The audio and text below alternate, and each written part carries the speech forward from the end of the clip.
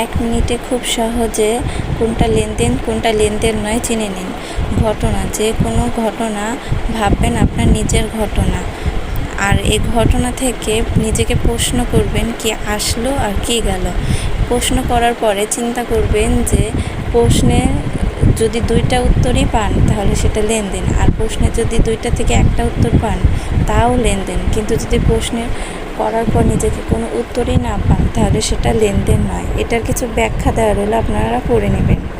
আমি এর একটা উদাহরণ দিই, যেমন ব্যাংক থেকে 50,000 টাকা নগদ আনলো। এই ঘটনাটা কার? আপনার, মানে আপনি 50,000 টাকা ব্যাংক থেকে আনছেন। তো আনার ফলে আপনার কাছে কি আসলো? নগদ টাকা আসলো। আর কি গেল? 50,000 টাকা গেল। তাহলে 2টা প্রশ্নের উত্তরই আপনি জানেন, তাহলে এটা লেনদেন। পুরাতন মেশিন বিক্রি করে 20,000 টাকা পেল, তাহলে আপনার কাছে কি আসলো? 20,000 টাকা আসলো। আর কি গেল? মেশিন গেল। এটাও লেনদেন। মালিক বাসায় খাবার খেলেন, মালিক বাসায় খাবার খাইছে, তো আপনার কাছে কিছু আসছে না আসে নাই, কিছু গেছে না, তাহলে এটা কোনো প্রশ্নেরই উত্তর আপনি পাননি, তাহলে এটা লেনদেন নয়।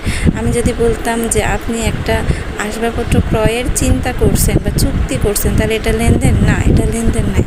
কারণ আপনি চুক্তি করছেন, আপনি সে আসবাবপত্রটা এখনও কিনেন নাই, আপনার কাছে কিছু আসেও নাই যায়ও না, তাহলে এটা লেনদেন নেই।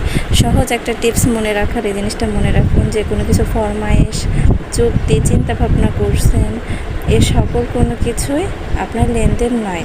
মানে যেটা হচ্ছে আপনার বাস্তবে আপাতত আপনার পরিণত হয়নি, আপনি কেবল নিয়োগ করছেন, ফরমায়েশ করছেন, আদেশ করছেন, এই সকল কোনো কিছুই লেনদেন নয়। আশা করি বুঝতে পারছেন।